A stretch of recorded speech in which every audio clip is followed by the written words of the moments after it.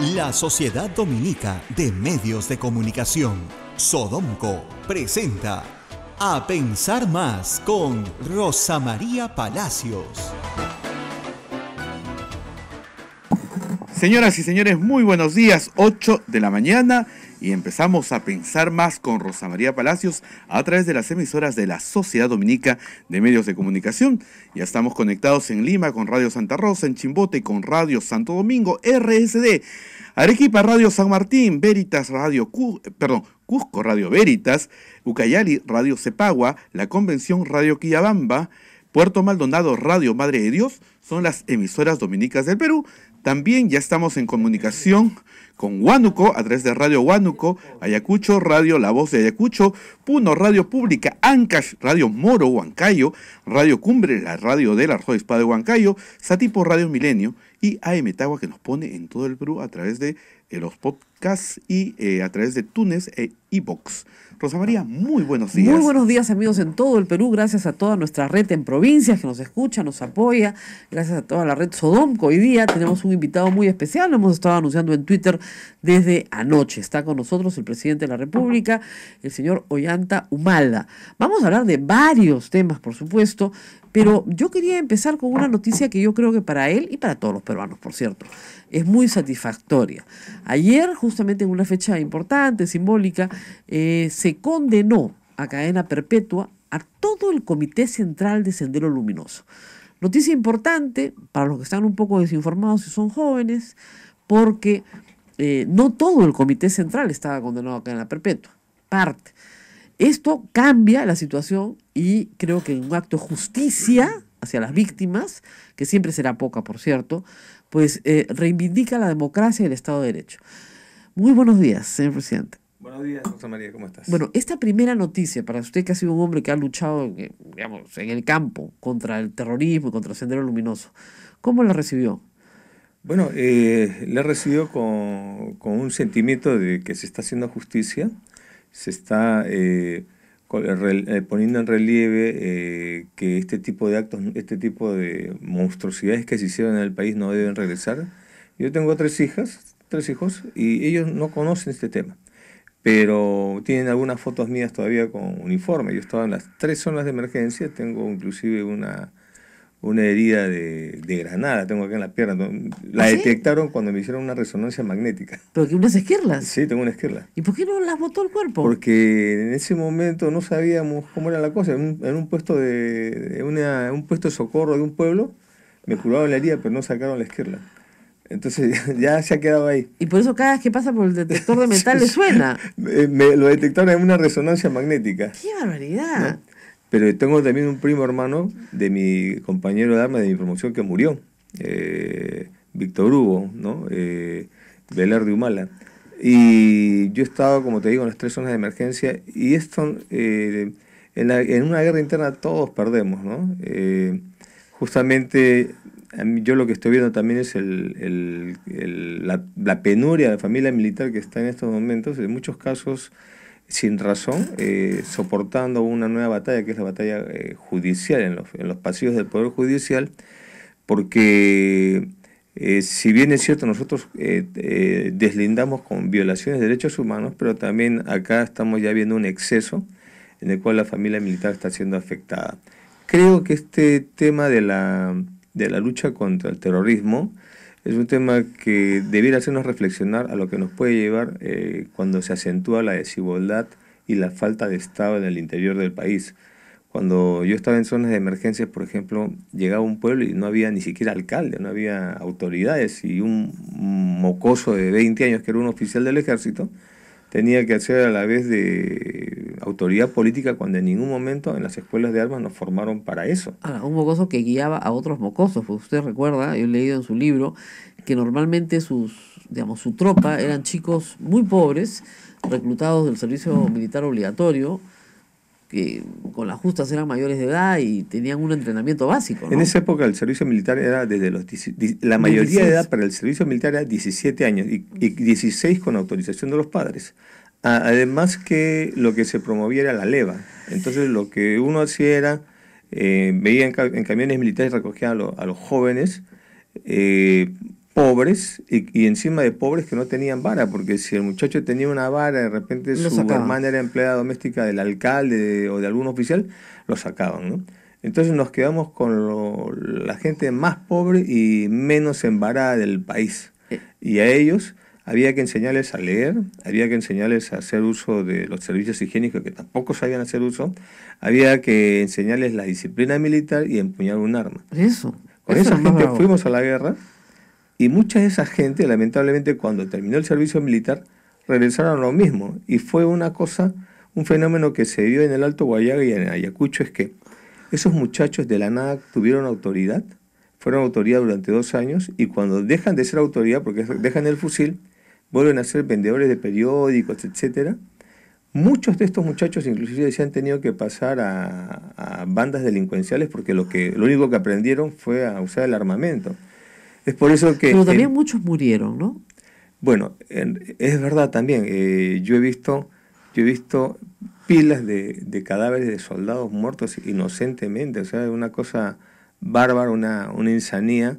Y que lamentablemente como que la tragedia de Tarata conmovió a todo Lima, que no se había conmovido todavía de lo que estaba pasando en el interior del país, ¿no? Ayacucho, Junín, el Alto Guayaga, y ya se estaba expandiendo, estábamos viviendo épocas de toques de queda, coche bomba. Yo mismo tenía que hacer servicio, estando en Lima, hacíamos servicio, además del Congreso de la República, teníamos que hacer servicio en la oficina de reclutamiento de Comas, tenía el ejército que estar en las puertas de los canales de televisión, etcétera. Era una cosa en la cual el oficial ya no tenía descanso. La guardia y permanente. la tropa Pues. tampoco, ¿no? Sí, sí, sí. Ahora, yo pienso, debe ser duro bajo su mando, por ejemplo, emboscadas. Se le tienen que haber muerto muchachos. Eso es más duro que ser presidente de la República. Bueno, a ver, a nosotros nos formaron con unos reglamentos copiados de doctrinas extranjeras, de Estados Unidos en Vietnam, Francia en sus colonias del norte de África, etcétera, aplicando una teoría de que el ejército está en una tierra, una tierra ajena, Claro. y donde todos eran sospechosos, ¿no? En esas condiciones nos enseñan una serie de técnicas como emboscadas, pero en realidad, que yo recuerde, normalmente a nosotros nos Por eso, pues, emboscábamos. a ustedes los ¿Por qué? emboscaban. Porque habían temas, por ejemplo, o sea, como no se creó una doctrina militar, podíamos ver casos en los cuales el camino normal que tenía la población era el camino que tenía también el ejército, pero los terroristas tenían otros caminos que ellos construían y nosotros teníamos batallones de ingenieros que nunca hicimos eso. Entonces, y que no conocían el monte, pues, como lo así es. conocía el terrorista. Así es, ¿no? ¿Por qué también? Porque los terroristas eran gente de la zona. Entonces, no hay mejor conocedor del terreno que el morador. ¿Y los chicos que usted tenía a su cargo, se le murieron alguna vez? Sí, he tenido muertos, ¿no? ¿Y ahí el oficial a cargo tiene que informar a la familia? Ese era un problema también, porque, bueno, yo le hice una carta a la mamá, porque este muchacho tendría pues 17 años, le hice una carta a su madre y fue evacuado este chico al puesto de comando, y normalmente va un oficial a llevar a entregarla al féretro, ¿no? Y esa es una tragedia, porque muchas veces esto no se entiende, se reacciona mal y la población más bien lo corretea al oficial que entrega el féretro. Pero no puede ser, porque el oficial va a dar una explicación, va... Pero la gente te dice, bueno, yo te lo entregué sano, Sí, ¿no? es verdad. Y no entiende cómo hemos llegado a este nivel de violencia, ¿no? Por eso yo creo de que todavía no se ha hecho un reconocimiento real a lo que ha pasado en esta guerra. En mi gobierno, felizmente, activamos el lugar de la memoria, que hay mucha gente que no ha comprendido qué es realmente el lugar de la memoria y más bien lo han visto como un lugar para digamos, los caviares. para los caviares o para Para los levantar, torrucos. hacia proterruco, ¿no? Proterruco. Nada más ajeno a la realidad, ¿no? Lo que pasa es que si no ¿Usted cree que el entendemos lo lugar que de la pasó, memoria está bien balanceado? yo creo que sí, nosotros nos preocupamos de activarlo y que todos se pudiera mostrar la verdad de lo que pasó, no la verdad de uno, ¿no? Pero, como dicen en una guerra también, la historia la escribe el vencedor. Ahora, Este ha sido, hay que entender que Sendero Luminoso ha sido uno de los movimientos más violentos que ha habido en el mundo, comparado con lo que pasó en la Camboya de Pol Pot, ¿no? Era una situación en la cual Sendero Luminoso llegó a tener comités populares abiertos. Lo que ellos normalmente trabajaban eran comités populares clandestinos, donde tenían el control poblacional, pero no del territorio. O sea, controlaban a la gente que sale y que entra, tenían que pedir permiso al mando político. Pero por ejemplo, en Venenillo ellos lograron avanzar por la falta del Estado, el abandono a los campesinos, lograron ellos abrir un comité popular ya abierto donde tenían el territorio y la población bajo su control. Por eso hubieron operaciones en el año 94 para recuperar esa zona, ¿no? Y la población está sometida totalmente, casi esclavizada. Pero no quería la población, eso está No, claro. la población no quería, la población... En un inicio, ante la falta del Estado, ven en ellos quién puede administrar justicia, pero cuando ven que esto es peor que la falta del Estado y ven que la situación es de una insanía donde todo se mueve a base de juicios populares y todo es impune, entonces la población se organiza en los comités de autodefensa. Y acá hay algo clave, ¿no? Porque durante años nos han vendido la idea, esto lo hizo creo Fujimori y Montesinos, de que el gran mérito de Fujimori fue derrotar a Sendero Luminoso, y eso es mentira. Los que logran inclinar la balanza hacia el Estado de Derecho son los comités de autodefensa, que son formaciones de autodefensa de la misma población, a las cuales el ejército les da un reconocimiento, les entrega estas escopetas retrocargas que se llaman, de 6 de la mañana a 6 de la tarde, y que ellos hacían inclusive rondas nocturnas acompañando al ejército, porque el problema era el ejército, es que como estábamos rotando tan rápido en las bases, no conocíamos el terreno. Claro. Y los que conocían el terreno y conocían a la población eran los comités de autodefensa. Entonces, cuando Sendero encuentra la formación de comités de autodefensa, prácticamente ya no es posible que puedan emboscar a las fuerzas del orden. ¿Usted se ha encontrado con la gente con la que trabajó en estos comités de autodefensas? Porque en esa época, no, o sea, digamos, era mucho más clandestino todo, ¿no? Pero ya siendo presidente, ¿se ha vuelto a encontrar con ellos? Con algunos me encontré en los viajes, me han saludado, me han reconocido, y es difícil con tantas apretujadas de las comitivas poder entablar un contacto, pero alguna vez entablé un contacto en Ayacucho, y me parece en el Alto Guayaco. No, porque alguien dijo, oye, Ollanta, hemos servido juntos. Sí. Hemos patrullado juntos. Te reconocen. Claro. Y la verdad que no se ha hecho un reconocimiento en sí a los comités de autodefensa, salvo en el LUM. Después, ellos son los verdaderos, o sea, los artífices de la victoria, porque en un momento se llegó a lo que los sociólogos llamaban casi un equilibrio militar, ¿no? El equilibrio estratégico que postulaba Ismael Guzmán, además, hablaba del equilibrio estratégico, que fue un gran error de él, porque pensó que lo había alcanzado cuando no lo tenía. No, claro, ellos lo que hicieron fue alcanzar un equilibrio militar en algunas zonas focalizadas, ¿no? Entonces, pero no tenían, pues ellos les faltaba que la población los apoyara abiertamente, y eso no lo lograron. Entonces aplicaron, si no se pudo por convicción, por miedo, entonces aplicaron el juicio popular. Claro. ¿Y qué pasó al otro lado? Porque usted dice, claro, los mandaron, como dice usted, con 20 chicos menores de 20 años, tu fusil, y enseña de cero. Y algunos hicieron las cosas bien y otros hicieron las cosas mal. O sea, hay personal de las Fuerzas Armadas que hicieron las cosas muy mal, porque si no, no tendríamos pues todas las denuncias que hay. Yo creo que ahí han habido varios factores. Uno era este manual del M41-7 que lo hizo Alan García y después Fujimori lo reiteró, lo rubricó también, y era el manual con el cual iban los militares a las zonas de emergencia. En el manual, una pena te hubiera traído. Sí lo conozco, el manual dice eliminar al enemigo. Sí, eliminar a los dirigentes de la organización política administrativa del Sendero Luminoso. O sea, no dice a los combatientes, dice a todos. Claro.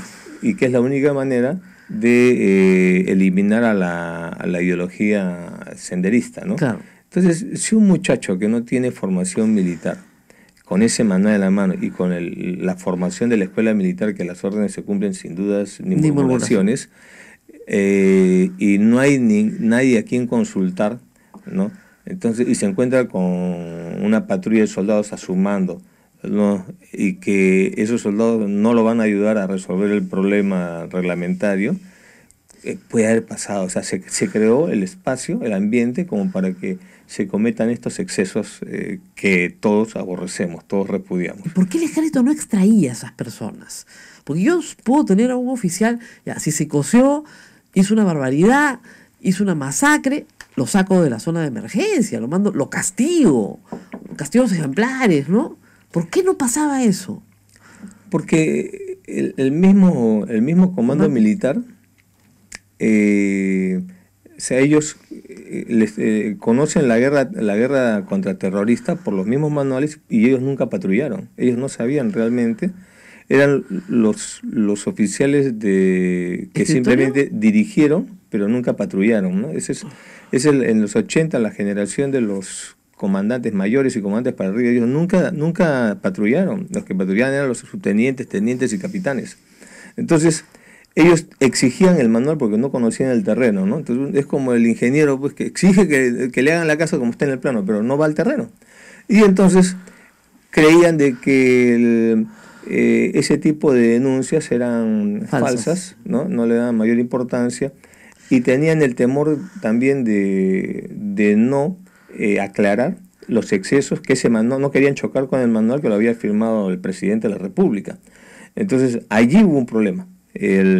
Muchos oficiales lamentablemente se han dejado guiar por el manual, por las condiciones extremas en las que vivieron, y han cometido salvajadas. Bueno, es que usted sabe que la escuela militar pues no fomenta el espíritu crítico, ¿no?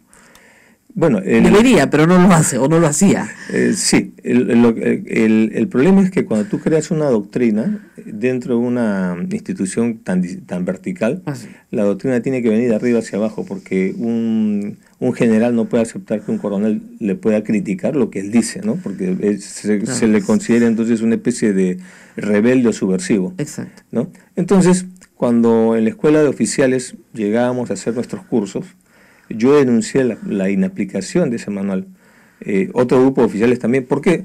Porque, para darte un ejemplo, ¿no? En lo que es guerra convencional, nosotros hemos avanzado en una doctrina copiada también de la Segunda Guerra Mundial, donde habla, y sobre la cual muchas veces el gasto militar se ha orientado a esa vieja doctrina, comprando unidades interminables de tanques cuando nuestra costa no es más de 50 kilómetros en una zona y 180 en otra, ¿no? Entonces, eso es en las mesetas europeas, euroasiáticas, ¿no? Pero no en el Perú. Entonces, sobre eso teníamos una doctrina bien detallada, pero que también era copia. Y sobre el tema de subversión, sobre el cual sí teníamos una experiencia, no había manual, sino todo era casuística, y entonces solo llegaban los manuales de afuera, traducidos en el Perú, y venían muchas veces instructores de otros países a enseñarnos la técnica de patrullaje. Entonces eso era inaplicable pues en los Andes, en el Perú, ¿no? Y cuando en la escuela de oficiales, en esas casuísticas, nosotros reclamábamos de que ese manual era una porquería, entonces el mismo oficial instructor se veía, pues, ¿qué hago? ¿Sobre qué base lo voy a calificar? Entonces nos trataban de subversivos, inclusive nos decían, creo, sandías, porque éramos verdes por fuera y rojos por dentro, porque criticar el manual se veía como que uno estaba defendiendo al terrorismo. O sea, no había admisión al pensamiento crítico en absoluto. En esa época no. Vamos a hacer una pausa, me lo piden, ha sido un marco interesante para hablar justamente de Sendero Luminoso, y vamos a regresar para hablar de varias cosas más, por cierto, madre mía. Bueno, en realidad una comisión que preside Héctor Becerril no merecería mucha consideración, pero hay que darle pues aunque sea 5 minutos, así que regresamos con eso. 8 de la mañana, no vi bien el reloj, 8 de la mañana con 22 minutos. Señoras y señores, continuamos en A Pensar Más con Rosa María Palacios a través de las emisoras de la Sociedad Dominica de Medios de Comunicación. En Lima estamos conectados con Radio Santa Rosa, en Chimbote con Radio RSD, Radio Santo Domingo, en Arequipa, Radio San Martín, en Cusco, Radio Veritas, Ucayali, Radio Cepagua, La Convención, Radio Quillabamba, Puerto Maldonado, Radio Madre de Dios.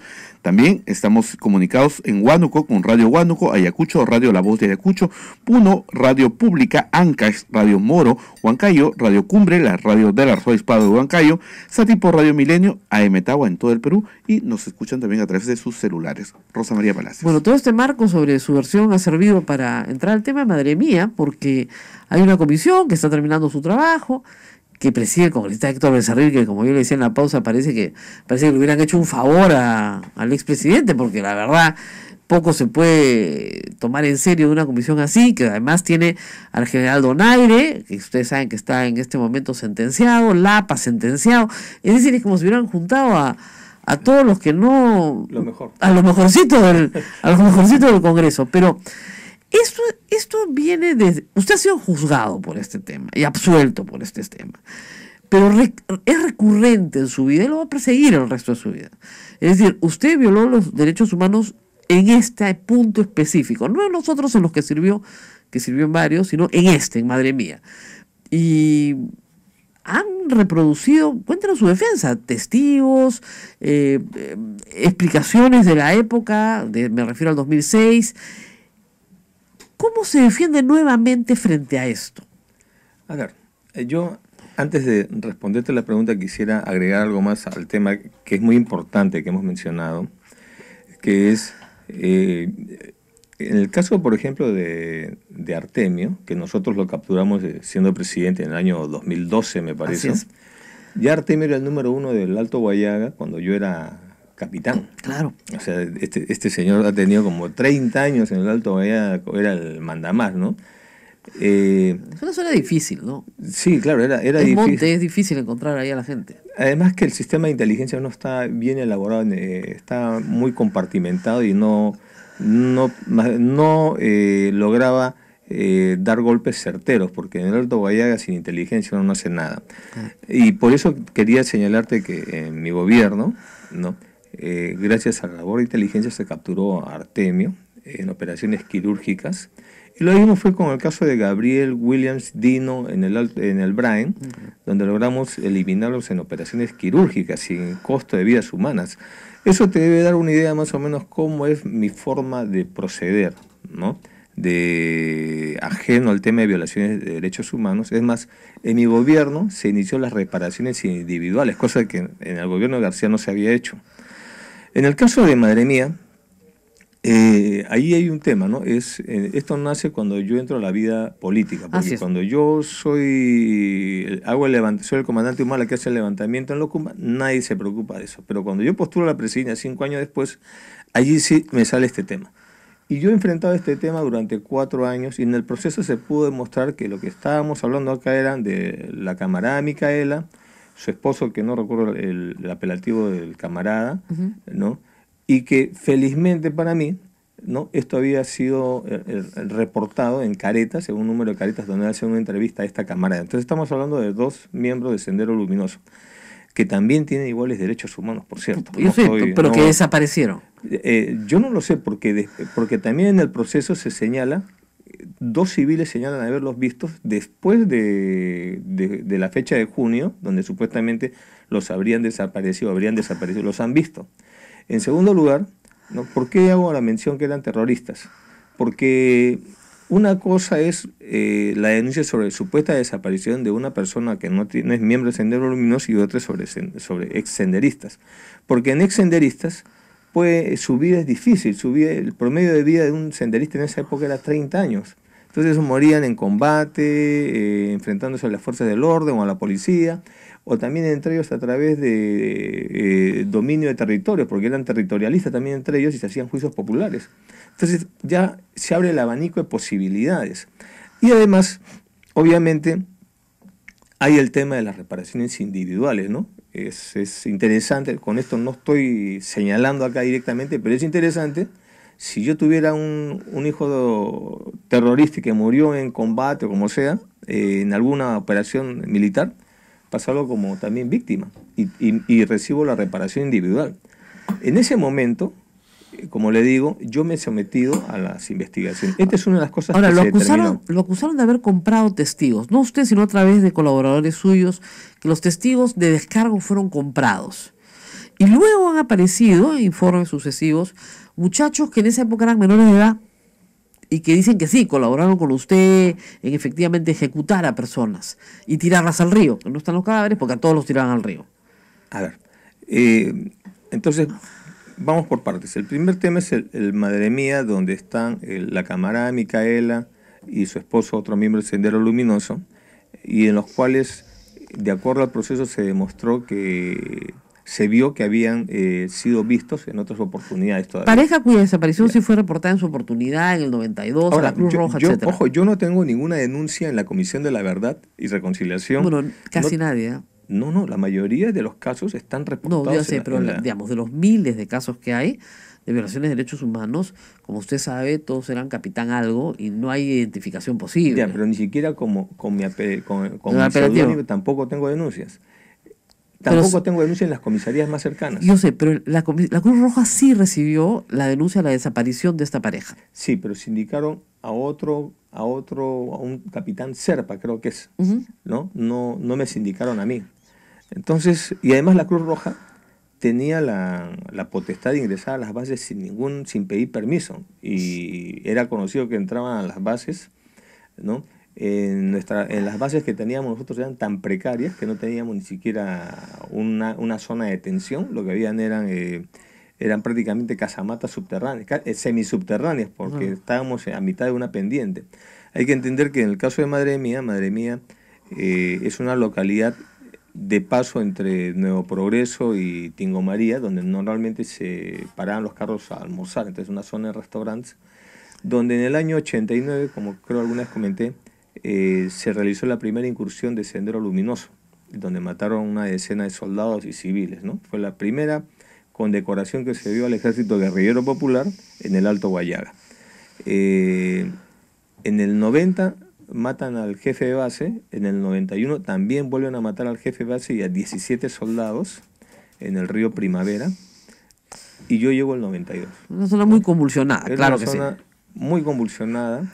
No teníamos vehículos, la situación, encontramos una población totalmente aterrorizada por la insanidad del Sendero Luminoso, y en esas condiciones tratamos de administrar justicia porque ni siquiera había alcalde, ¿no? Entonces, la primera investigación que se realiza es sobre estos dos miembros del Sendero Luminoso.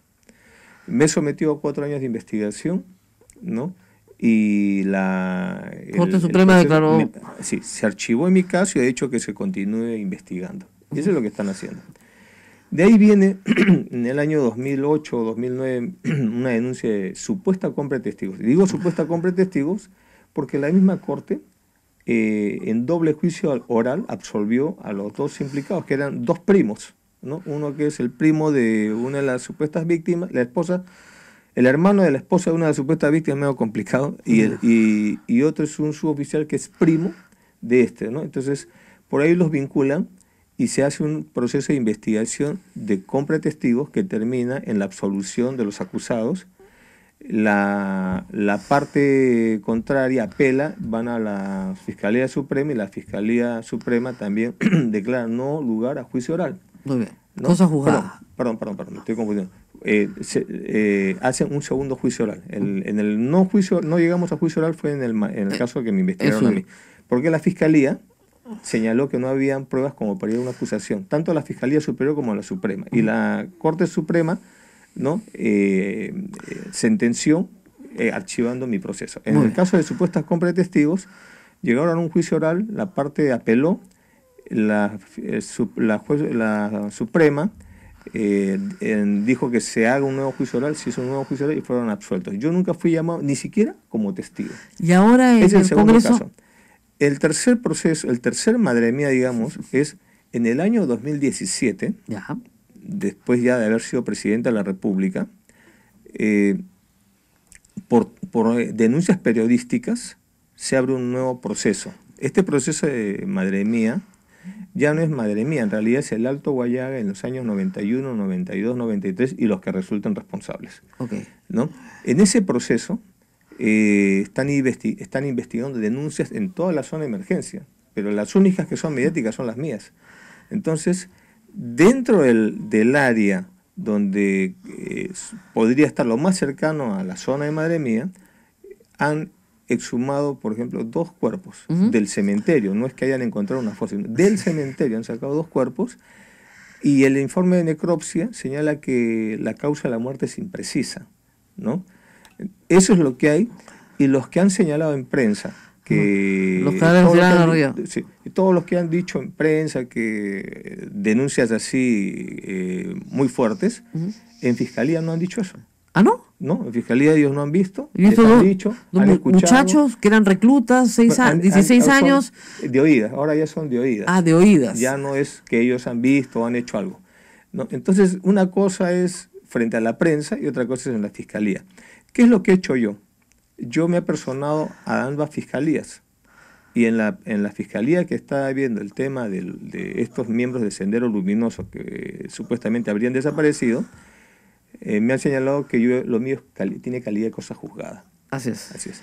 En el tema de supuesta compra de testigos, yo no estaba involucrado ni directa ¿Y ni en los nuevos casos? Y también es cosa juzgada. Así es. El nuevo caso está en proceso de investigación. Yo me he personado y ya estoy ahora participando del proceso.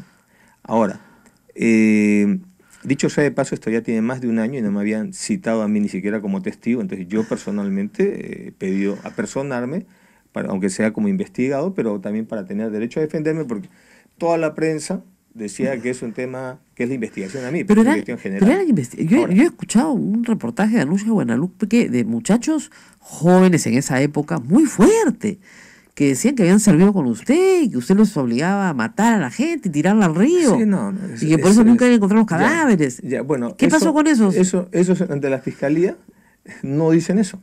Esa es otra cosa. ¿Por qué no lo denuncia por difamación? Mire, yo me muero de ganas para hacerlo, pero lo que me señala es que si yo denuncio a un testigo, lo pueden tomar como obstaculización a la investigación. Ok, cuando termine pues la investigación. Sí, así voy a tener que hacer eso.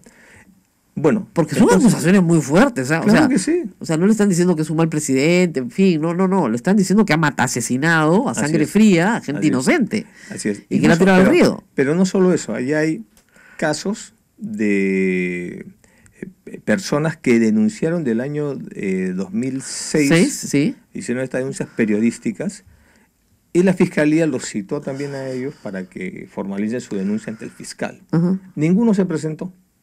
¿Y por qué no se presentaron? Ya en el proceso anterior averiguamos, es que por ejemplo el señor Estela, el papá de ese muchacho, sí. Bueno, el hijo Hermes Estela era el número 2, después de Artemio seguía él. Y el papá también estaba involucrado en acciones terroristas, porque ya, pero eso no quita, zona, pero eso no quita pues que hayan matado a su hijo. No, por eso al principio dije, eso tampoco les quita el derecho a reclamar, derecho, claro. El tema es que si eran senderistas, el abanico de posibilidades de cómo han podido morir es inmenso. Usted no reconoce ninguna de esas muertes. No, porque usted siempre ha dicho que usted no ha violado los derechos humanos de nadie. Así es. Eso, y lo sostengo, ¿no? Y lo puedes, de repente, tú no me has conocido antes, pero como presidente me puedes haber visto que no he sido, pues, he cumplido las reparaciones individuales, no solo de ellos, sino también de los fonavistas. ¿Está a favor del contrato, del informe de la Comisión de la Verdad? Yo sí estoy a favor. Creo que es el informe más serio que se ha hecho sobre este tema. Y creo además que no ha sido bien entendido por una parte de la sociedad. Sobre todo el ejército, ¿no? No de todos, solamente de una parte. Hay sectores del ejército que no lo aceptan, ¿no? Es que el ejército es muy conservador. A usted lo acusan de ser un militar de izquierda, lo cual es raro, ¿no? Bueno, Velasco era un militar de izquierda. Ya sé, pero mira cómo acabó, pues, ¿no? Bueno, acabó bien. No, sus reformas terminaron siendo muy malas para el Perú, ¿no? Podríamos hablar en otro momento de las reformas, pero lo que ahí ves, las instituciones longevas como la iglesia también son conservadoras, ¿no? Habrán alas que no son tan conservadoras, igual es el ejército, para que subsista una institución en el tiempo, tiene que tener cierto tema, tiene que ser conservador y disciplinado. Pero en su vida personal también es muy conservador, o sea, se opone a la unión civil, se opone... ¿Quién te ha dicho? No, porque en su gobierno de ese tema ni se lo tocaban. Pero no lo tocaban porque de repente no había consenso en el gabinete, etcétera. Además era un tema que tenía que ver el Congreso, no el Ejecutivo. Pero usted no lo promovía, pues tampoco, ¿no? Mira, yo creo de que cuando eres cabeza del Estado y tienes una sociedad que está dividida en esos temas, actúo por ser conservador porque es lo que me corresponde, ¿no? Debo tratar de unir a la nación, no crear una fisura en la nación.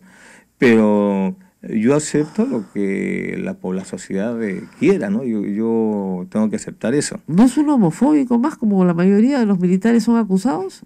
No, no para nada. Y yo a ningún ministro con los que he trabajado le he preguntado cuál es su conducta sexual, ni su religión, ni cuando hablo con periodistas o con la gente en general me preocupa eso. No, a mí yo soy en ese sentido pragmático, ¿no? No importa el color del gato, sino que cace ratones. No importa eso, sino que cumple su trabajo. Muy bien, vamos al tema. Digamos, el informe del señor Becerril va a salir y obviamente lo van a condenar. Pero justamente ahí sirven para poco, hay que explicarle al público que esos informes no sirven para acusar a nadie, pero se hacen por razones políticas.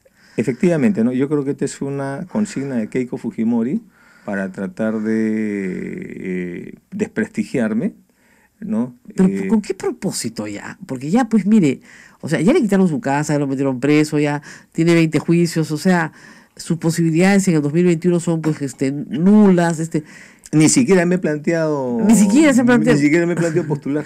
Por eso, o sea, ¿para qué?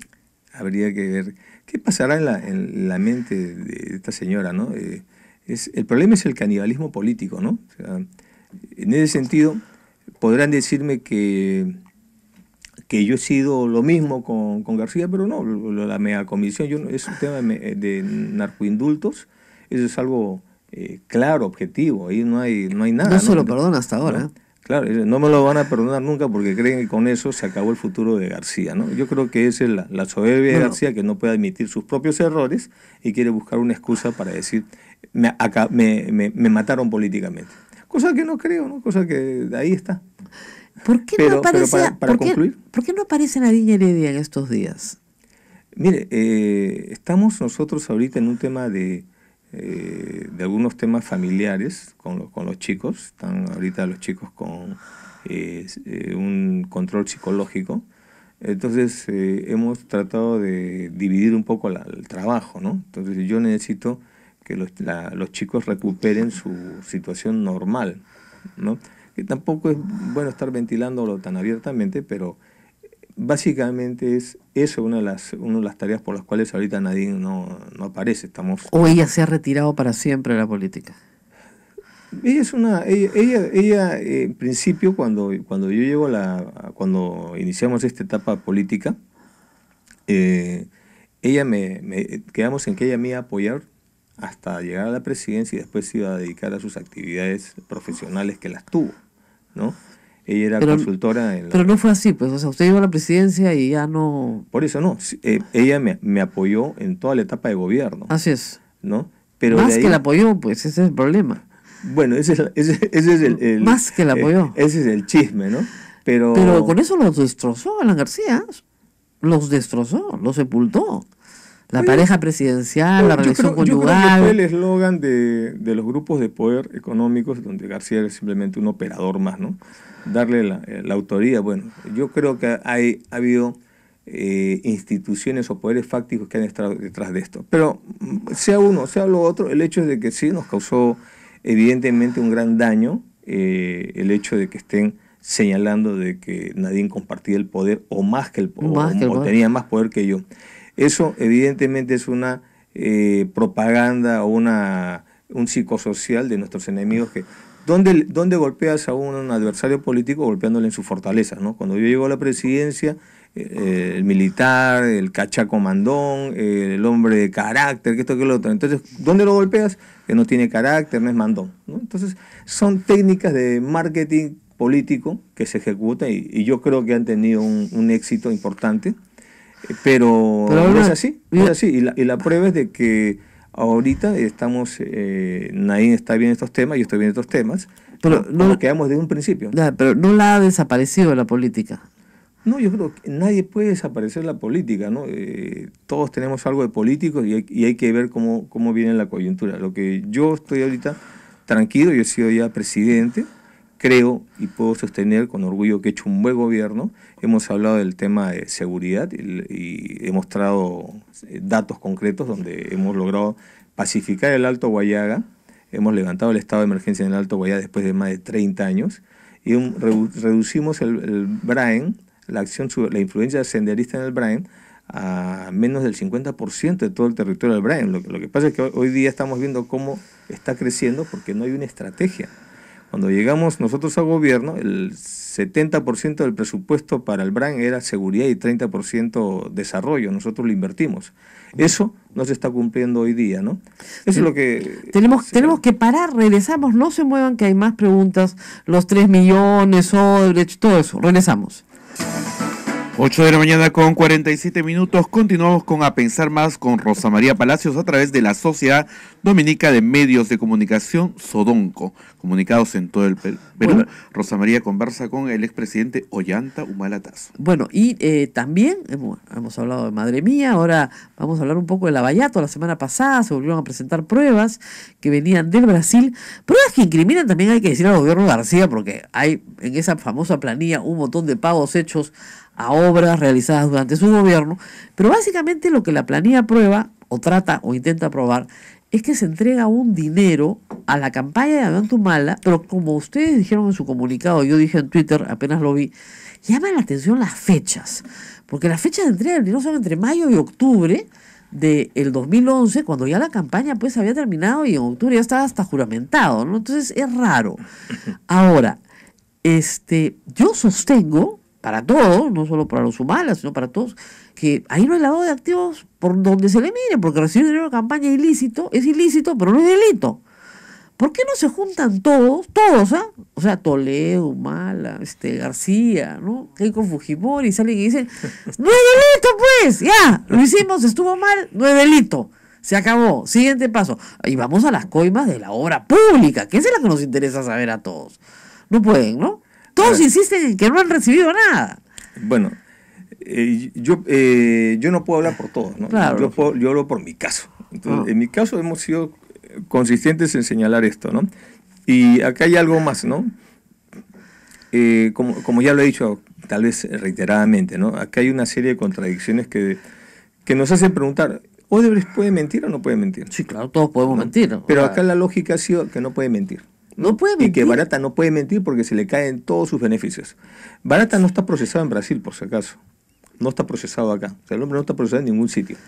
Es parte del grupo de los 70 ejecutivos presentados o sea, sí está procesado. O sea, él no está procesado en Brasil, porque él supuestamente no cometió ningún ilícito en Brasil, pero está acogido en la sombra de la delación premiada que ellos han hecho. Muy bien. Lo que pero pierde su delación premiada si miente, no puede mentir. Bueno, mira acá lo que está pasando. ¿Cómo hacen? A ver, para no perder eso. Lo que está haciendo la Fiscalía es firmarle un acuerdo de no incriminación a ellos. De tal manera que en la letra pequeña quiere decir que en la práctica si miente, aún mintiendo, la Fiscalía peruana no lo puede denunciar. Y por lo tanto la Fiscalía brasileña no puede oficialmente tener conocimiento que ha mentido para poder afectarle su acuerdo, ¿no? Porque se cierra el círculo. O sea, si la Fiscalía peruana le dice a la brasileña y a los funcionarios que están me han mentido, puedes decir lo que quieras, pero voy a firmarte el acuerdo que así mientas, yo voy a decir que no has mentido. Entonces, no tiene problema los brasileños. El tema acá no es ese, el tema es así mientas no te puedo juzgar. Okay. Eso es otra cosa. Okay. Pero si mientes no puedo usar como prueba tu testimonio. Sí, pero no puedo denunciarte en Brasil. No. Porque entonces no tienen ningún problema en mentir acá. A ese es el punto que gracias por aclararlo. Claro. La Fiscalía peruana está renunciando a denunciarlos en Brasil por lo que digan. Entonces en Brasil no les van a quitar los beneficios que les han dado. Porque tendría la Fiscalía peruana que decirle a las autoridades brasileñas, están mintiendo. No, se los tiene que decir. Sí, pero no lo puede denunciar. Podrá decir, oye, mira, ¿a quién le estás dando? Claro, ¿no? pero digamos, las personas que sean incriminadas por ellos no serán condenadas porque el testimonio es falso. Ya. Pero tampoco puede, con mentir, no afectan, con mentir sobre el tema peruano no van a afectar su acuerdo con Brasil. No. Ya. Entonces, eso es importante. Lo segundo es, en el tema de ellos, están entrando en una serie de contradicciones, por no decir mentiras. Por ejemplo, lo que hemos señalado, las recientes supuestas transferencias que las vinculan a mi campaña, Ajá. ¿no? Transferencias que están después de la campaña, que no coinciden fechas, ¿no? Transferencias que no suman lo que ellos dicen y que contradicen al propio Odebrecht, porque entonces, ¿cómo explicamos que Barata dice que habría aportado a la campaña nacionalista entre septiembre septiembre del 2010 y mayo del 2011? Y que les traían maletines en una oficina en Y Miraflores. todo, y que andaba con una camisa blanca y su pelo bien peinado, lo que quieras. Claro. Ya. El jefe del Odebrecht dice que no, que ellos aportaron la segunda vuelta de abril a junio del 2011. Ajá. Y que inclusive yo le habría dicho muchas gracias. Sí. ¿No? Inclusive eso. Y ahora resulta que hay unas transferencias de una offshore brasileña a una offshore peruana en el exterior. Ajá. Y De que, mayo a octubre. Sí. Y que esa offshore peruana no tiene ninguna relación conmigo, más sí tiene relaciones con el gobierno de García, porque esa era offshore. Es la misma offshore que cobra durante la época de García las coimas que viene para les va nosotros. pagando y que opera desde el año 2007 hasta el 2015. Ajá. Entonces yo no tengo nada que ver en esas transferencias, ni un entorno mío, ni familiar, ni amical, ni partidario. No tenemos absolutamente nada que ver en eso. ¿No puede tener un testaferro lejano? No tengo ningún testaferro lejano, que lo saquen de todo. A mí me han expulgado, desde el caso Madre Mía, me han expulgado, me han levantado el secreto bancario, a mi esposa también, porque la denunciaron por lavado de activos desde el año 2008, y hemos seguido en este plan, no tenemos nada que ver en esas La transferencias. acusación es que, digamos, teniendo ustedes un pequeño patrimonio familiar que lograron con su trabajo y herencias, etcétera, no es posible que tengan el patrimonio familiar que hoy día tienen, ni hayan tenido el ritmo de vida que tuvieron durante la época presidencial. Por lo tanto, lo que hicieron fue usar el vuelto de la campaña. O sea, que el dinero de la campaña sí, efectivamente lo recibieron, y bueno, se quedaron con el vuelto, pues. No es ilícito tampoco, no es delito. ¿Ya? Y que de eso vivieron, porque de algo tenían que vivir. ¿Por qué no reconocer si pues nos gastamos el vuelto? Porque no pasó así, y te lo he dicho reiteradamente. Yo sé, pero digamos, Ya. me parece una mejor defensa, ¿no?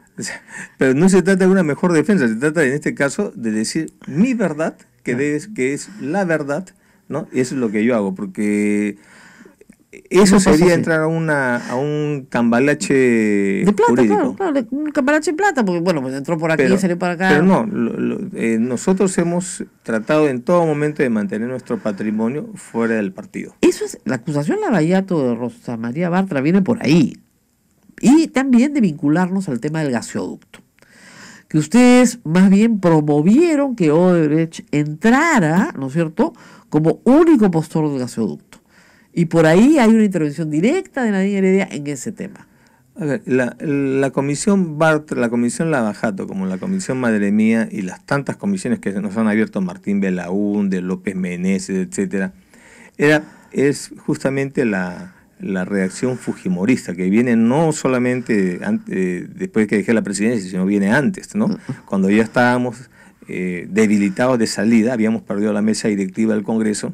Entonces ya se van dando estas investigaciones con este tipo de personajes que cumplen consignas políticas. Y en el caso, ya hablamos de Madre Mía, en el caso de Lavajato, ¿cómo es posible que no esté Alan García? ¿Cómo es posible que no esté la señora Keiko Fujimori? Keiko Fujimori era funcionaria pública, era congresista de la República. Estamos de acuerdo, pues, los pecados de los otros no te hacen santo, pues. Está bien, pero Se deberían simplemente- salir todos de la manito y decir, sí, pues recibimos No, está donaciones de bien, está campaña. bien. Yo lo que estoy señalando. No es delito. Lo que estoy Lo señalando. que sí son delitos son las coimas. Eso, Claro sí, que sí. eso sí es delito. Es delito. Lo que estoy diciendo es que estas comisiones, ¿no?, tienen consignas políticas.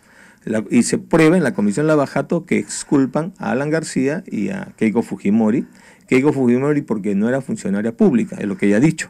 Sin embargo, están poniendo a mi suegra, que no es funcionaria pública, a Nadine, que no es funcionaria pública, a Rocío Calderón, que no es funcionaria pública. Entonces, es clara el color, la tendencia política de esto, ¿no?, la persecución. Ahora, Alan García para decía lo terminar, mismo. Alan García decía lo mismo de la media comisión, que era política, que era contra él. pero no fue contra su familia. Y además, fueron sobre cosas concretas, ¿no? Y no había una venganza. Yo no he ido a presionar nada sobre estos temas, ¿no? El presidente de esa comisión fue un congresista probablemente inexperto, pero que tenía pues una credibilidad de que no había hecho un adelanto de juicio como si otros congresistas que pretendían esa presidencia, ¿no? Hemos sido en ese sentido pulcros, ¿no? En el tema de esta comisión Lavajato, ¿no? Lo que yo veo es que en el caso, por ejemplo, Gasoducto viene de un proyecto Kuntur, donde estaba Odebrecht, estaba Braskem y Petrobras, las tres grandes empresas brasileñas que hoy día están hasta el cuello con Lavajato. García les dio a dedo ese proyecto a través de una adjudicación de una iniciativa privada autosostenible. Cuando llegamos a gobierno, ese proyecto se voltea hacia el Estado y le pide al Estado peruano 1.300 millones de dólares como un equivalente a la quinta parte del proyecto, porque el proyecto vale más de 5.000 millones. Y solamente era un tendido de gas para la exportación. Nosotros verificamos, primero no aceptamos porque no podíamos pasar de una iniciativa privada autosostenible a una APP, ¿no? Y por otro lado, la justificación era endeble, era un informe de factibilidad no concluido. Por lo tanto, construimos un proyecto que es el gasoducto surperuano, que ya no es para la exportación, sino es para el consumo nacional, particularmente en la Macrosur, concretamente en la Macrosur, ¿no? Y no le dimos a dedo a Odebrecht, sino la obligamos a concursar. O sea, no le dijimos que concurse, sino que era por consorcios. Se hizo un concurso en el cual ellos se vieron en la obligación, si querían participar, de consorciarse. Y fueron 3 consorcios los que participaron, 2 llegaron hasta la apertura del primer sobre, que era la presentación, y en la apertura del segundo sobre fue descalificado el segundo consorcio porque cometió una infracción al reglamento de proinversión. Esa decisión la tomó el comité de proinversión, no nosotros, ¿no? Están todos procesados ahora. Sí, y además le pusimos una cláusula anticorrupción, que antes no se ponía eso, que permite justamente resarcir al Estado si es que hubiera un acto de corrupción. Algo más, nosotros lanzamos, por ejemplo, el proyecto de línea 2 del tren, el metro de Lima, la línea 2, con un segmento de la línea 4. Odebrecht participó y perdió. Entonces son muestras claras que nosotros no le hemos dado ninguna ventaja a este consorcio. Ahora, ya se aprobó el informe, madre mía, va a ir a la Fiscalía. ¿Usted qué cree que va a pasar con ese informe? Próximamente también me imagino que la Bayato ya lo presentarán de una vez. ¿Qué cree usted que va a pasar en Fiscalía con esos informes? No haría una... Mira, lo que pasa normalmente es que es un doble trabajo, es una gastadera de plata en el Congreso, con estos congresistas que usted sabe que hay 2 condenados, hay de todo en esa comisión, ¿no? La Fiscalía lo puede asumir como un insumo o no, pero ya la Fiscalía está haciendo su trabajo y está separando lo que ellos han mezclado, ¿no? Porque ellos han mezclado el madre mía de estos camaradas, estos terroristas en el del año 2005, con el supuesta compra de testigos, en el cual yo no he estado envuelto, y en los 2 primeros temas que le mencioné, en mi caso hay categoría de cosa juzgada, y lo mezclan con el nuevo madre mía del 2017, en el cual yo estoy siendo investigado. Entonces, lo que han hecho es, en mi opinión personal, es entorpecer el trabajo de la procesos Fiscalía. Que ya están en curso, además. De investigaciones que ya están en curso. Y en el otro lado, en mi caso, tengo la categoría de cosas juzgadas. ¿Cuándo lo acusan por lavado de activos? En el año 2017. No lo han acusado todavía. Me gustaría saber, ¿cuándo lo acusan? ¿Usted tiene alguna remota idea? Porque durante los 10 meses que estuvo preso todos estábamos esperando, pues nos lo ofreció, además el fiscal Vela dijo que ya ahorita salía la acusación. No solo eso, lo dijo Pablo Sánchez, lo dijo en diciembre del 2017, Vela lo dijo en el abril del 2018. Sí, y acá seguimos. Me quitaron una casa que ya estaba embargada y que lo mismo seguramente le van a hacer al expresidente Kuczynski. A García no le quitan la casa de San Antonio por nada, ¿no? No le quitan nada. La tiene a nombre del hijo, ¿no? Al que es menor de edad. Pero en fin, de verdad. Si yo hubiera entregado mi casa a mis hijos, ¿no? ¿Qué no me dirían, no? En cambio, García ha hecho la ¿Qué sabe hacerla, pues? Yo creo que lo que pasa es pues que ahora que estamos viendo con las redes de los audios de la corrupción, estamos viendo que estas cosas se manejan entre hermanitos y compadritos. Pero usted no está en los audios de la corrupción para nada, pues un pavazo. Porque no soy corrupto. Ahora, pero yo estoy seguro de que mi prisión preventiva y la de mi esposa tiene mucho que ver en estas redes de los audios de la corrupción, ¿no? Lo que nosotros, coincido contigo, el problema que tiene la Fiscalía es que el tema de aportes de campaña no es un delito en el país. Entonces están tratando de, a través de una especie de contorsionismo jurídico, convertir el lavado de activos, ¿no? El aporte de campaña, un supuesto aporte de campaña, en un delito de lavado de activos. En todo caso, tendrían que incluir también a los medios de comunicación, porque el 80% del dinero que va a las campañas se va a las televisoras. Y en el año 2005-2006, cuando las reglas eran bien laxas, ¿no?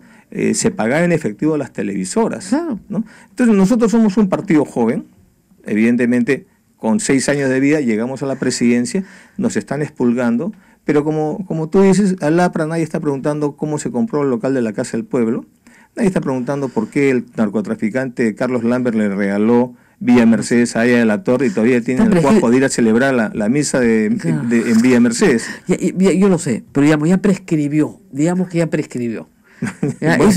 Y todos sabemos lo que pasó ahí, pero por lo menos ya prescribió. Ahora, en el caso suyo, usted ha dicho que va a seguir haciendo política, que se va a dedicar a la política, pero me imagino que su familia tiene que hacer algunos arreglos para vivir de algo, pues porque... Estamos viviendo de mi pensión de presidente. Bueno, una remuneración que tengo también congelada ahorita del partido, porque las cuentas del partido también han sido congeladas. Y el fiscal está pidiendo la incorporación del Partido Nacionalista al proceso, bajo el argumento de que no podemos permitir que el Partido Nacionalista se presente en el año 2021. Eso lo ha dicho así, textual. ¿Ah, sí? Sí, en la audiencia ahora lo ha dicho, está grabado. Así lo ha dicho. ¿No podemos permitir? No podemos permitir que el Partido Nacionalista se vuelva a presentar en el año 2021. Así lo ha dicho, así con esas letras. ¿Cuál fiscal, por favor? El fiscal Juárez Atocha. En la audiencia que hace para incorporar al Partido Nacionalista como persona jurídica al proceso, señala que el partido no puede presentarse a las elecciones 2021 con todo esto. Pero es una decisión del Jurado Nacional de Elecciones, no de la Fiscalía. Así se está manejando en mi proceso. En mi proceso, a Nadine le han hecho renunciar al trabajo en FAO. En mi proceso nos han metido 10 meses de prisión preventiva al padre y a la madre, mientras que la señora K y el señor AG no les pasa nada. Escúcheme, ¿y la casa que está al costado donde están viviendo ahora, que está vacía, se está llenando de polvo o por lo menos le pasa algún trapo lo de la Fiscalía? Tenemos que hacer gestión para que la Pronavi le pase un trapito, porque de verdad cuando se la devuelvan va a tener que cambiar todo. Yo no sé si me la devolverán, ¿no? Ya ha pasado tiempo. Yo creo que estamos en una etapa estamos viviendo una inseguridad jurídica. Con todo esto que está saliendo, lo que estamos viendo es que hay una perforación del sistema de administración de justicia por la política, ¿no? Pero hay un elemento nuevo, que es, el elemento donde son redes donde están ministros, congresistas, empresarios, periodistas, fiscales, jueces, están todos, ¿no? Uh-huh. Pero además, ya estos malos funcionarios de la Fiscalía y del Poder Judicial también tienen intereses políticos, ya se dejaron de servir gratuitamente a blindar y perseguir, ahora también tienen aspiraciones políticas. Algunos señalan abiertamente sus aspiraciones políticas, no descartando postular a la presidencia del Perú, como lo han dicho varios, y otros pidiendo el control, que les den el control del CNM, el control del Poder Judicial y el Ministerio Público. ¿Qué le parece la actitud del presidente Vizcarra? Me parece correcta, me parece que va en la dirección correcta, pero creo que es insuficiente. Yo creo que el presidente Vizcarra ha tomado conciencia de sus debilidades y sus fortalezas, ¿no? Y eso es bueno. Su debilidad, como él mismo lo ha reconocido, no tiene partido, es invitado del partido, encuentra una bancada que no tiene presidente y un presidente que no tiene bancada. Entonces se juntan, ¿no? Se juntan porque debe haber alguna necesidad de juntarse. En esa situación, frente a un Congreso mayoritario que ya vacó al presidente, entonces él está asumiendo esta situación y ha encontrado una fortaleza, que es el mecanismo del referéndum y la acción de confianza. ¿Por qué? Porque cuando llega a la presidencia ya había un gabinete censurado. Entonces, y creo que es un hombre pragmático. Entonces, yo creo que el tiempo que le queda ya no le va a dar para hacer obras. O sea, no va a dejar un legado. y el legado podría ser esto. Claro, entonces, la reforma judicial sería un gran legado. Lo único que él podría hoy día hacer, creo, porque yo he estado hace poco en el sur del país y yo preguntaba, bueno, ¿cuáles son las obras de este gobierno? No hay ninguna. Claro. Ayer creo que están inaugurando obras nuestras o continuando obras nuestras, bueno, pues y eso está bien, pero lo lamentable es que también hay un proceso de contrarreformas.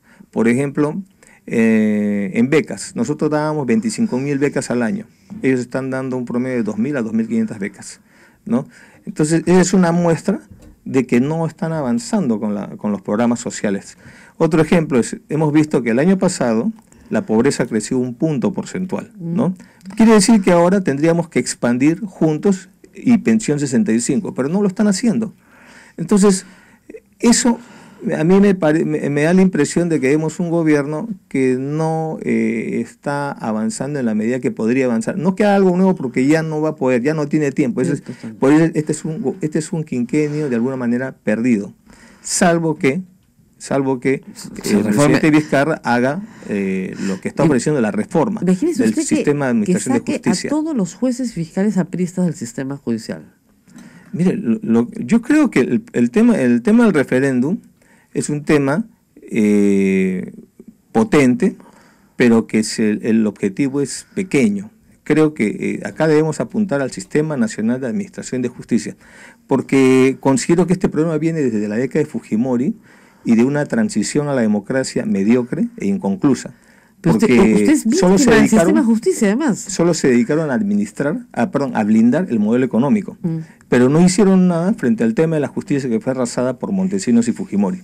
Entonces, luego por el APRA, bueno, siempre por el APRA. Así es. Entonces, y ahora de nuevo por el Fujimorismo. Entonces, hoy día lo que tenemos nosotros es la oportunidad de reconstruir piedra por piedra todo el sistema de administración de justicia, que no solamente es el CNM, es el Poder Judicial, el Ministerio Público, Procuraduría. Usted no tiene congresistas, etcétera. Pero si los tuviera, ¿apoyarían el referéndum?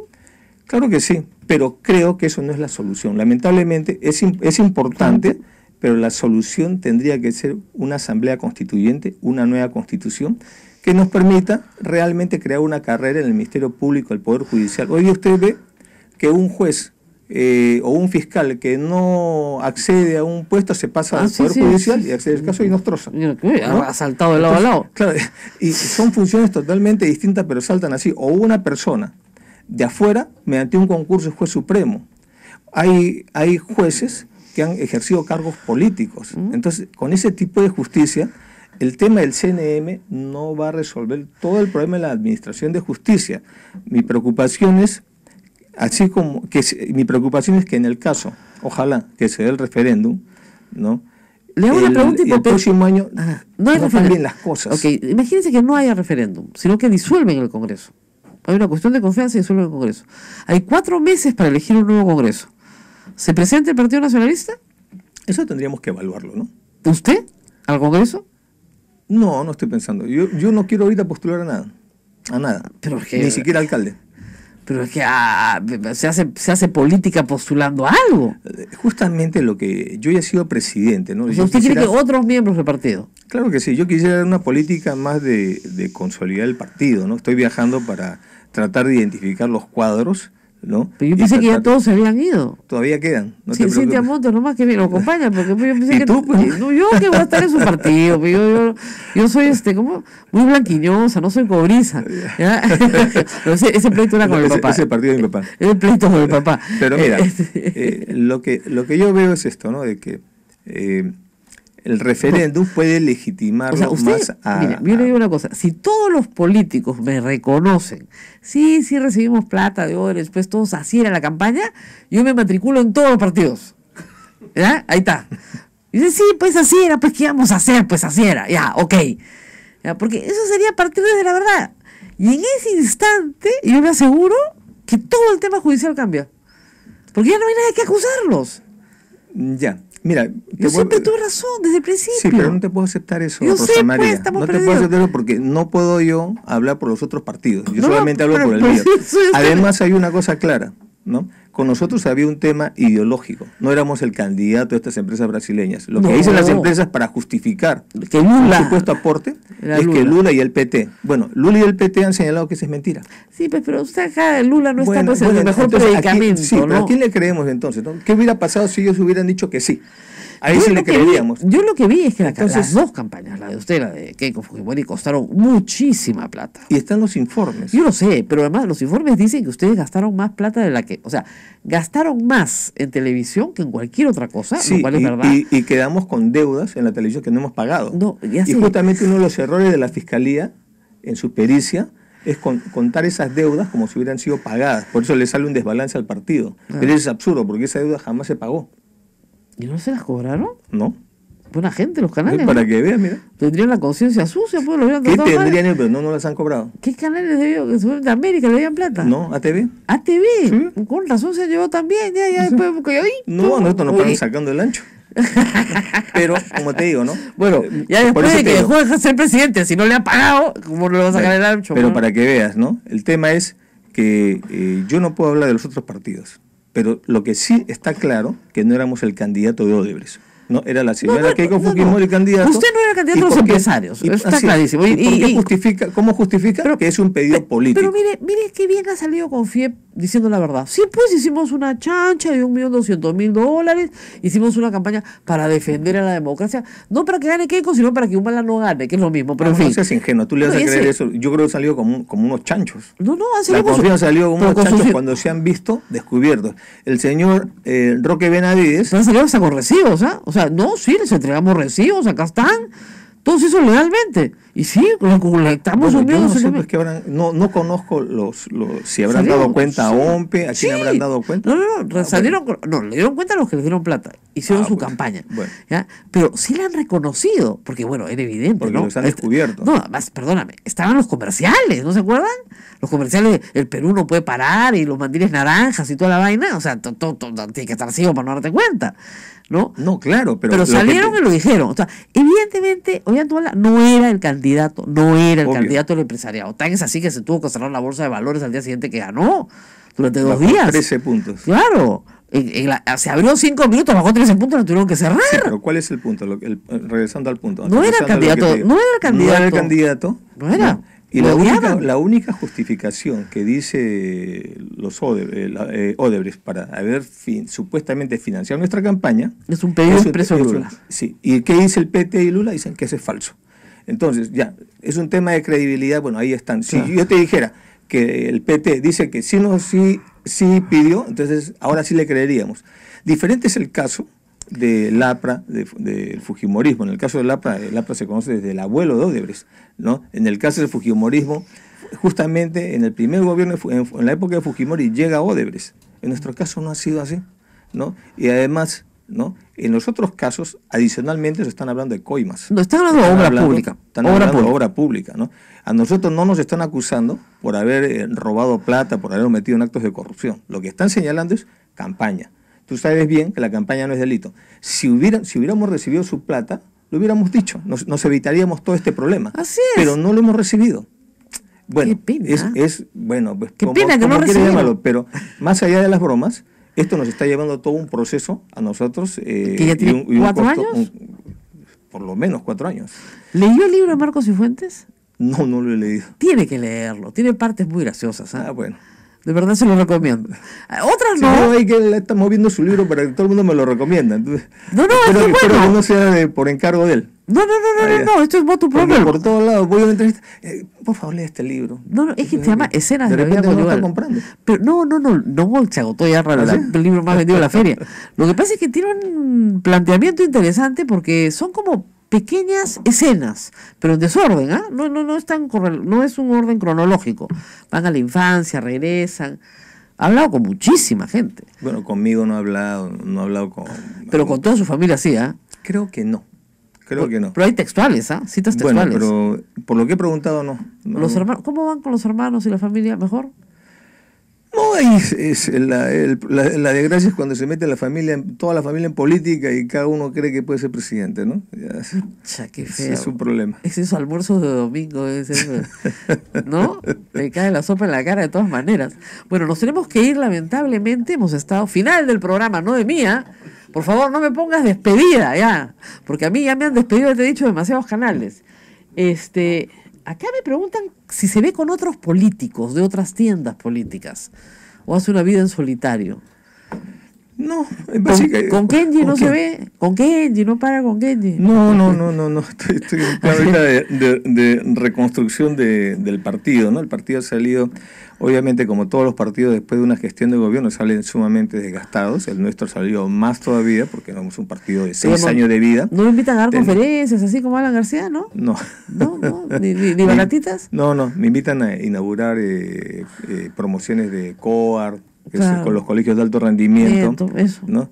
He estado en comunidades, me encuentro con los beneficiarios de pensión 65, chicos de beca 18, los programas, ¿no? Por ejemplo, he estado en Tacna y he estado en la comunidad de Vilavilani, que me invitaron a comer, a bailar, todos muy agradecidos, y unas beneficiarias de pensión 65 me regalaron unas chalinas, etcétera. Esa es la política que estoy haciendo. ¿Y la sigue haciendo? Sí, la sigo haciendo porque...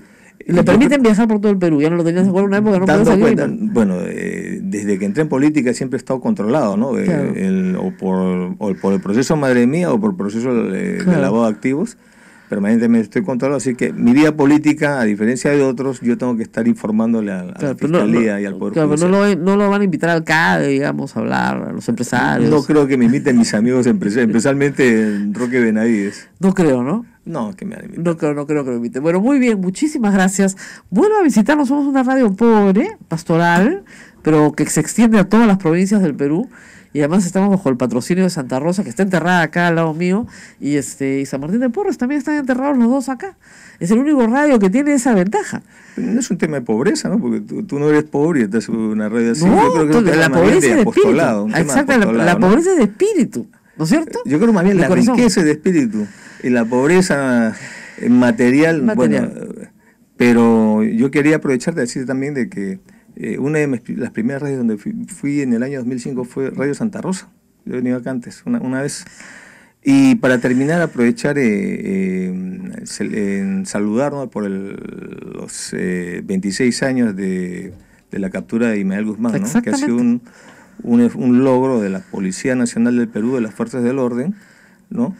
Y yo creo que reiterar, la derrota Sendero Luminoso no es de Alberto Fujimori y Montesinos como nos han hecho creer durante décadas, es la población organizada en comités de autodefensa, más allá inclusive de las fuerzas del orden. Mire usted. Muy bien, muchísimas gracias al expresidente Ollanta Humala para poder estar esta mañana con nosotros y vamos a seguir conversando porque estos procesos judiciales todavía lamentablemente son largos en el Perú. Y sí me parece efectivamente un abuso que un fiscal diga que no se puede presentar un partido político cualesquiera que este sea, que tiene inscripción autorizada en el Jurado Nacional de Elecciones. Así que esperemos que el fiscal Juárez Astoche por lo menos rectifique públicamente lo que ha dicho en una audiencia, ¿no? Disculpa que un minuto, ¿no? Sí. Yo creo que acá hay un doble rasero de la justicia, ¿no? En el caso de nosotros han sido abusivos, interpretando antojadizamente artículos.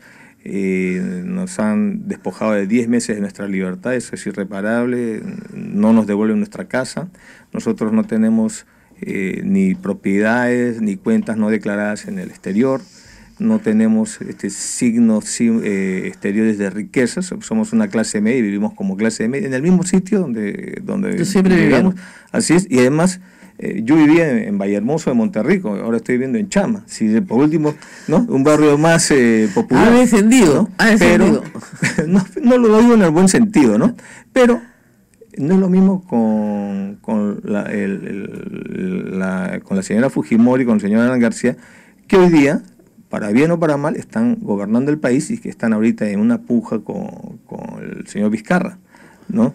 Insisto en el tema de Vizcarra, creo que tiene buenas intenciones y creo que debiera seguir avanzando, pero me parece que, así te lo digo hoy día, el referéndum no va a resolver el problema del sistema de administración de justicia. Él se está centrando en el Consejo Nacional de la Magistratura y le está dejando al Congreso de la República que ellos resuelven el problema del Poder Judicial, del Ministerio Público. Las otras 8 leyes que han presentado. Entonces, pero eso no lo van a hacer. Con este Congreso eso no va a pasar. Entonces la población, porque vengo del interior, no entiende bien el tema del referéndum. O sea, el referéndum hay que entenderlo, es como un canal, ¿no? Claro. ¿Qué cosa pasa por el canal? Eso depende del que solicita el referéndum. Y si va a solicitar solamente por un tema del CNM, el CNM no va a resolver todo. No, están solicitando, usted sabe, bicameralidad, no Sí, reelección. pero mira, hablemos en cristiano, como se dice, ¿no? La bicameralidad no es lo que necesita la gente. La gente no está pidiendo, ahorita la gente está pidiendo el cierre del Congreso. ¿no? Claro. O la no reelección. La no reelección es una válvula de escape. Es un populismo, es una mañosería, es un caramelo que le están dando a la gente para promover más este tema, ¿no? Pero no está bien hacer las cosas. El presidente debe ser más claro y debe ir a fondo con este tema. Es lo único que va a poder hacer en sus prácticamente 3 años, porque si calificamos este gobierno, hasta lo que va es un gobierno mediocre. Si lo llama por teléfono el presidente le dice, oye, tú que estuviste acá, ¿podríamos conversar un rato y me cuentas? ¿Usted iría? Sí, no hay ningún problema. No me negaría yo es el presidente, ¿no? El tema que te digo es que hasta el momento llevan 5 ministros de Economía cambiados, 2 presidentes, y no hay ninguna obra que se pueda identificar como de este gobierno. Entonces lo que podría hacer es esta reforma, pero se está quedando corto porque será calificado y evaluado en su quinquenio por haber simplemente reformado el CNM. Claro, un quinquenio menos 20 meses, ¿no? Que es complicado. Sí, pero lo que podría hacer es convocar una asamblea constituyente y realmente asumir ellos que constitucionalmente no se puede, pues. No, sí se puede. Agregue usted la pregunta en el referéndum si quieren una asamblea constituyente para un cambio de constitución. Ahí sí. Es decir, lo que pasa es que da la impresión que en el Perú, lamentablemente, le tenemos miedo a la asamblea constituyente porque hemos visto las experiencias de Fujimori, experiencias de otros países de Sudamérica, ¿no? Que sirvió para entornizarse, atornillarse. Pero eso no es la figura de ahora. Esta no, sería la primera vez, o no recuerdo cuándo ha sido la última, en que se convoca una asamblea constituyente desde un gobierno democrático. No, siempre se convocan desde un gobierno. Las otras veces han sido, en el 79 estaba Morales Bermúdez, y la del 93 estaba Fujimori. En 1920 igual, y en 1860 igual. Pero ahora todas son salidas de golpe. Pero ahora sería una oportunidad desde un gobierno democrático, efectivamente producto de una crisis, pero un gobierno democrático. Muy bien, ahora sí nos tenemos que ir a nuestra otra chamba, porque ustedes saben que el periodista peruano vive del pluriempleo. No, de verdad, me votaron por su culpa para el Canal 4, ahora tengo que ir a 8 trabajos. No me eche la culpa de tu despido, ¿no? Muy bien, nos vemos mañana. Adiós. Hasta aquí, A Pensar Más con Rosa María Palacios. Este programa fue producido por la Sociedad Dominica de Medios de Comunicación, Sodomco.